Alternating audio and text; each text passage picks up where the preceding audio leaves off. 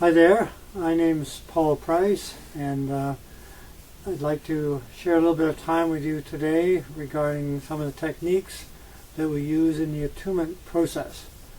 But before I actually demonstrate those techniques, I'd just like to give you my feeling on the whole energy process. From my standpoint, techniques can kind of be a lot like a toaster. You know, it looks like it's a toaster, it gives the appearance of a toaster, it goes up and down like a toaster, but if it isn't plugged in to the source of power, then it won't toast anything. And techniques, from my standpoint, if the practitioner isn't in his or her own life connected with whatever they call source or energy or spirit, then, and that is part of their lifestyle, then there's probably not going to be very much that happens through their techniques. So as far as I'm concerned, it's really important that techniques have their place. They're the means whereby we can facilitate how energy works, but in and of themselves, they won't do anything. And energy to me is, nobody invented it. It just is. It isn't good. It isn't bad. It's a lot like electricity. You know, electricity is just there. If you plug the toaster in and it makes toast, you're happy with it. If you stick a nail in the wall socket and it knocks you over backwards, that's not so hot. So it's strictly energy, it's strictly electricity. What we do or don't do with it is what empowers it, positively or negatively. So I wanted to say that before I started into showing you some of the basics around one of the techniques that we use in the attunement process. So a few comments I'd like to make about the actual attunement process. There was a visionary back in the early 30s his name was Lloyd Meeker, and he was aware that working energetically with the body, particularly systems in the body, allowed for a really deep sense of relaxation, which in turn could help people with some of their overall well-being and also seem to assist in their awakening process spiritually or their connection with energy in a more direct way. But he didn't necessarily have a technique, and around his same time there are two chiropractors, one in Toronto and one in Indiana, both of whom in their practices were noting that just as they were getting ready to put their hands up around the cervical area to make an adjustment to the neck, in the energy field they saw the neck realign, and it made them aware that there's a whole energetic field around the body that we could impact with our energetic field. And these three men collaborated to come up with some of the initial attunement technique work.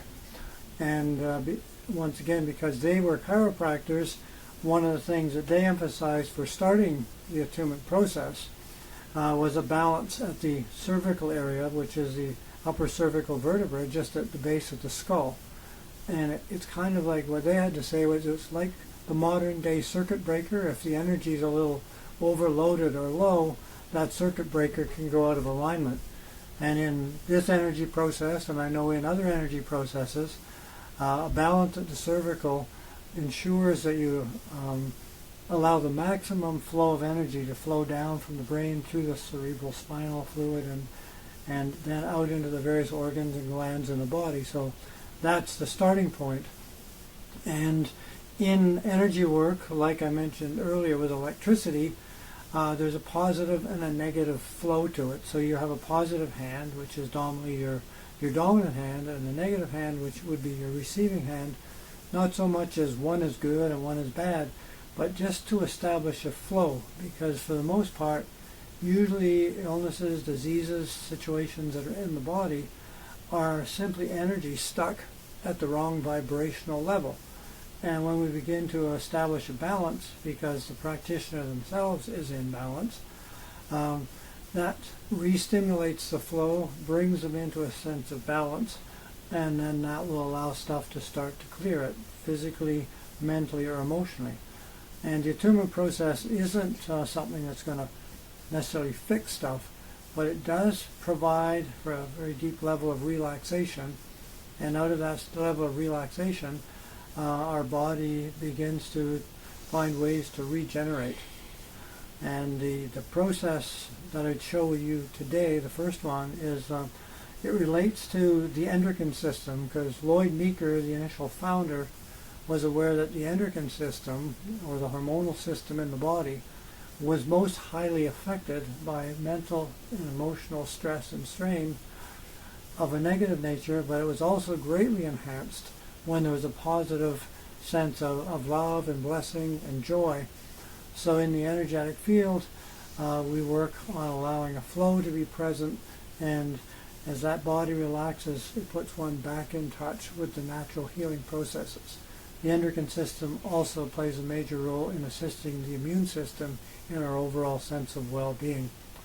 So I wanted to give that overview, but initially I will begin with a balance at the cervical area in the neck, which is just at the base of the skull, right in behind what's called the occiput, and the atlas and the axis sit at the top of the spine, and they are the ones that can come out of alignment.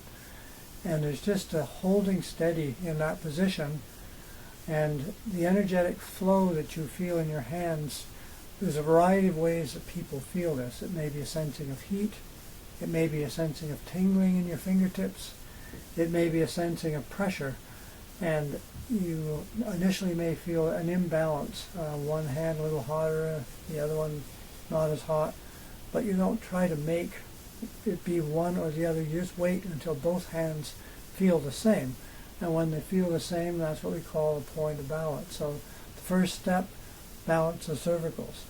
The next one is coming into the endocrine system, of which there are 7 glands, and the first one, the pineal gland, which sits right at the top of the head. That's the master gland in the body and seems to be greatly enhanced through light sensitivity. And this particular gland, generally you'll find it's in quite a fine sense of balance already. It's like a connecting point between source and form.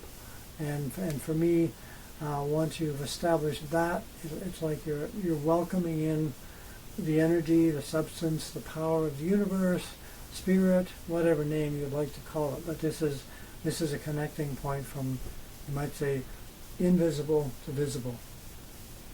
And you see, I've left my receiving hand at the side of the neck for the negative contact point to allow the energetic flow between the pineal, that place that was balanced at the neck, so that once again you have a reference point of when the two hands find a point of balance. The next place I would go to is a place directly almost behind the bridge of the nose. It's called the Pituitary gland, and it has an amazing role in the body. It's not much bigger than a pea in size, and it has an overriding or helping effect on a lot of the other glands when they get in trouble. It's kind of like you might say, a mothering effect in relationship to its care for other glands. For instance, if a gland like the thyroid is having difficulty, it has the ability to synthesize thyroxine and send it there to help. So this particular gland, once again, it might say it's almost like a mothering or womb-like role that it plays in the body. And once again, you see my receiving hand has stayed at the side of the neck. The next gland, the thyroid, which is just either side of the Adam's apple in the base of the throat area, and here there's nodules on either side of that, what we call the thyroid, and this gland has a lot to do with stepping up and stepping down the energetic life flow in the body. Sometimes folks who are having difficulty sleeping at night is because the thyroid doesn't sort of change down into the nighttime mode. It gets caught there, and the hyperness that might be there that you need for daytime activity doesn't let us sleep. And likewise, if we find ourselves lethargic and tired all the time, it may also well be that the thyroid is staying in the lower vibrational, or doesn't kick up into the daytime mode. Often the thyroid has been somewhat affected by how much we've demineralized the soil, and it does need trace minerals and such to help it in its process, but it's a very vital gland in the body. The next gland is the thymus gland, and it's just right at the top of the breastbone behind what's called the episternal notch. And this one has a lot to do with the immune system. It has a lot to do with purification, you might say. For part of its life, the T lymphocytes, which are produced in the body to help with our immune system, their final maturation takes place in this thymus gland, and therefore plays a vital role in our overall sense of well-being, and definitely helps with our immune system. So that's the first four upper glands, and they all work quite conveniently off of the contact point at the side of the neck. But likewise, if your arms are a little bit shorter than mine, you can stand up beside the person, and a joint like the shoulder joint or the elbow joints, they're a place where nerve ganglia meet, and nerve ganglia provide an ideal negative contact point for to work with the endocrine system.